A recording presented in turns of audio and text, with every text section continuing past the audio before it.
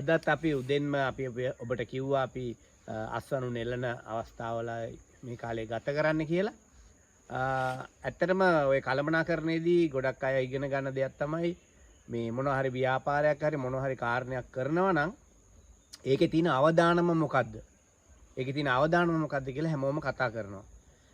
ඒ අවදානම අවම කරන්න තියෙන අවස්ථා මොනවද කියලා තමයි කතා කරන්නේ. ගොඩක් කළමනාකරණය සම්බන්ධයෙන් අදහස් දක්වන අය කියනවා අවදානම සහ ඒකට තියෙන ඔපචුනිටිස් මොනවද? රිස්ක් එක මොකද්ද? අන්න ඒවා තමයි කතා කරන්නේ. ඒ වැනි අවස්ථාවකදී මේ මීමැසි පාලනයේ තියෙන අවදානම මොකද්ද කියලා එකපාරට කවුරු හරි අහුවොත් කියයි මේ මීමැස්සෝ අනින එක තමයි මීමැස්සෝ දෂ්ට කරන එක තමයි මේකේ තියෙන අවදානම කියලා. ඇත්තටම මීමැසි පාලනයක් කරනවා නම් තමන්ගේ උයනක් හදාගෙන ඒ උයනේ ජනපද 5ක් 6ක් හරි නඩත්තු කරනවා නම් ඒකේ තියෙන අවදානම මීමැස්සෝ විදින එක නෙමෙයි.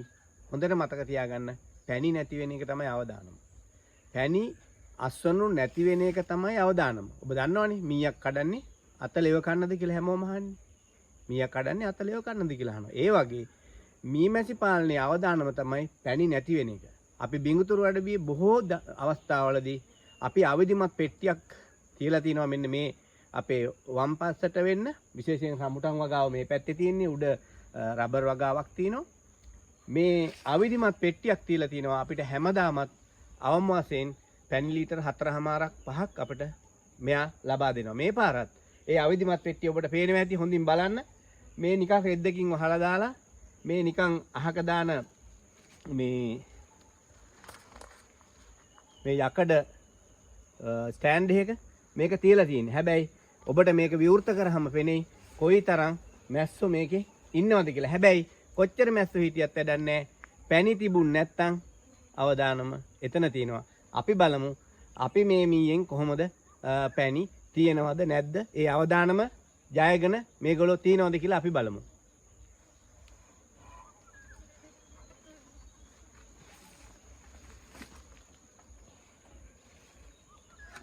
ඉතාලම අවදානම් විදිහට තමයි මේ උපකරණ තියලා තියෙන්නේ. හැබැයි පැණි අවදානම ඉවත් වෙලා ඇති කියලා අපි හිතනවා. අපිට පේනවා ඇති මේ අවිධිමත් පෙට්ටිය. අපි බලමු කොහොමද මේකේ පැණි අස්වනු කියලා. දැන් අපි ඊළඟට මේ ඉන්නේ ඔබට පේනවා ඇති ඉතාමත්ම විශාල පිරිසක් මේ පෙට්ටියට පිටින් ඉන්නවා.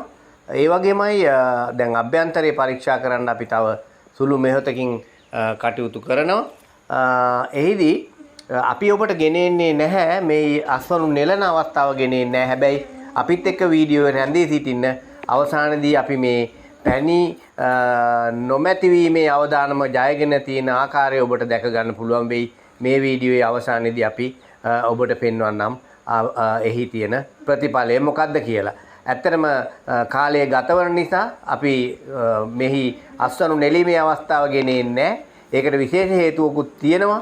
ඇත්තටම ටිකක් කැමරාව මේ හසුරුවීමේදී ගැටලු මතුවෙන්න පුළුවන්.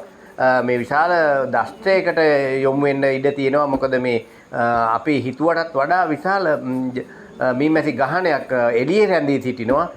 අභ්‍යන්තරයේ අනිවාර්යයෙන් මේ වගේ 100 ගුණයක් මැස්සන් අපිට දැක ගන්න ලැබෙවි. ඔබ අපිත් එක්ක රැඳී ඉන්න අවසානයේ වෙනකන් අපේ මේ වීඩියෝව බලන්න. ඉතින් ඔබටත් අපි කියන්නේ මේ පැණි නොමැතිවීමේ අවදානම ජය ගන්න ඔබට තියෙන අවස්ථාව පාවිච්චි කරන්න අපිට කතා කරන්න. අපි ඔබට අවශ්‍ය උපදෙස් ලබා දෙන්නම්. තව චුට්ටක් රැඳී ඉඳලා අපේ මේ අවිධිමත් පෙට්ටියේ පැණි අවදානම ජයගෙන ඇති ආකාරය දැක බලා ගන්න කියලා අපි ඔබෙන් ආදරෙන් ඉල්ලා සිටිනවා.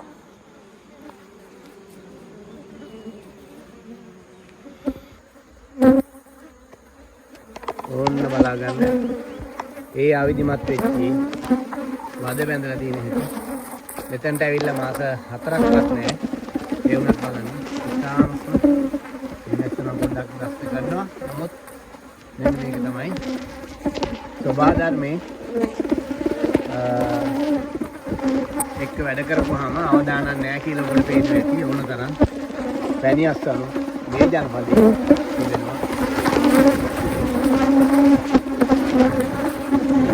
මෙන්න මේ අවිධිමත් ජනපදයේ අවිධිමත් ලෙස හදලා විධිමත්ව පැණි ගබඩා කරලා තියෙන ආකාරය. මම ඒකයි කිව්වේ ස්වභාව ධර්මයේ මෙහෙමයි. අපේ වීඩියෝ එක පුරා ඔබට කිව්වේ මීමැසි පාලනයේ එකම අවදානම පැණි නොමැතිවීම. දැන් අපි ඒ අවදානම ජයගත් ආකාරයයි පෙන්වන්නේ. ඒ ස්වභාවික පෙට්ටිය තුලින් කිසිම අවදානමක් නැහැ. මේ බලන්න පැණි ගබඩා කරලා තිනවා. මෙවැනි වද 10කට වැඩි ප්‍රමාණයක් මේ පෙට්ටියේ තිබුණා. නැවත හමු වෙමු මෙවැනි වීඩියෝකින්.